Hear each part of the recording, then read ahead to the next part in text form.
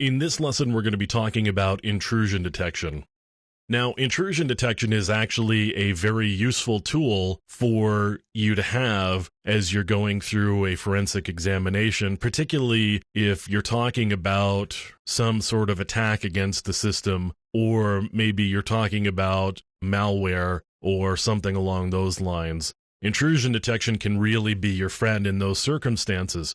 You're not always going to be investigating cases where somebody's been looking at child pornography, for example. Sometimes you're going to be asked to investigate an attack over the network, or maybe a local attack that does something specific, and you need to be able to have things like intrusion detection running that will log behaviors either on the system or on the network, so that it can actually give you some pointers or some evidence later on as to what was actually going on.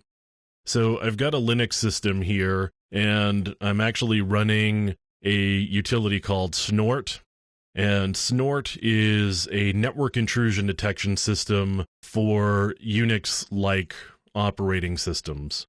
And I'm going to jump into the rules here. Now, you can see there's a lot of different rules, and I'll just take a quick look at one of them here. Let's take a look at DDoS rules, for example. And DDoS is a distributed denial of service attack, and we've talked about denial of service attacks or network attacks in other lessons. A distributed denial of service attack is just where the denial of service is coming from multiple locations simultaneously, therefore it's distributed. So you can see here the rules for Snort, and you can see it says alert on an ICMP coming in from an external network, from any external network to anywhere on the home network. And what we're looking for is a TFN probe, or Tribe Flood Network probe. So we're looking for an ICMP type of 8, and we're looking for content that says 1, 2, 3, 4. So some of these rules get pretty dense and difficult to follow, although they are written mostly in English. And if you understand networking and the different types of attacks and network protocols, you should be able to read these reasonably well. Like down below, you can see that we're alerting on TCP, and we're also doing some alerts on UDP. So these are just some of the rules that get stored in Snort, which again is this intrusion detection system. Now this is just one file, and I could configure Snort to load up any number of these different rules files. So for example, web attacks or virus, or telnet or SQL or SNMP, or different types of mail attacks. So there's a lot of different rule sets here for different types of attacks. Now, let's talk about how we actually go about taking a look at these attacks. So I'm going to log into the management console here and take a look at this thing it's called the Basic Analysis and Security Engine, or BASE.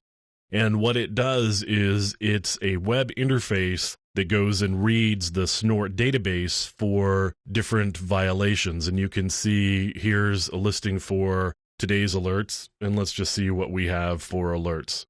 So we have a bad traffic with the same source and destination, and there's also an ICMP destination unreachable, port unreachable.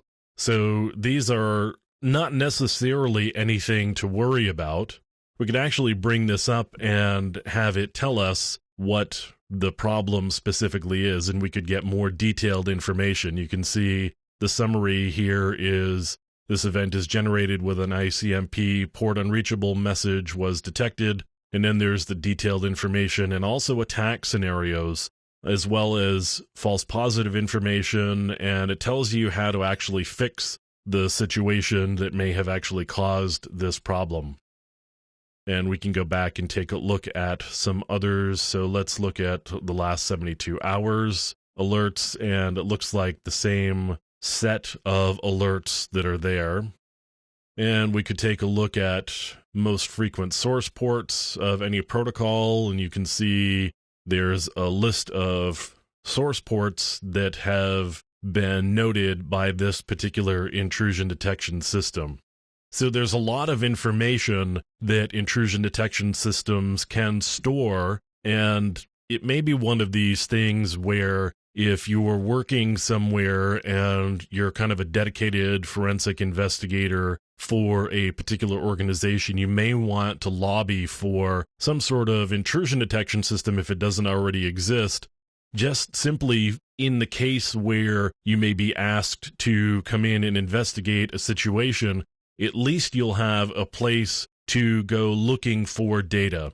Now, this is a network intrusion detection system, and there are, of course, also host-based intrusion detection systems, and they'll work on slightly different pieces of information. So a host-based intrusion detection system may look at whether different files on a system have changed. So system executables or system configuration files, if those have changed, it may actually alert on those because it may indicate that there's something going on the system that you should be aware of or concerned about. So that would be a host-based intrusion detection system. And of course, Snort is a free or open source intrusion detection system, but there's a lot of other commercially available intrusion detection systems, and they all work a little bit differently and have different interfaces, but the idea is really the same, where you're looking for problems on the network and you'll have an interface so that you can do things like look up alerts and find information about what's going on the network. So that's just some of the basics of using an intrusion detection system.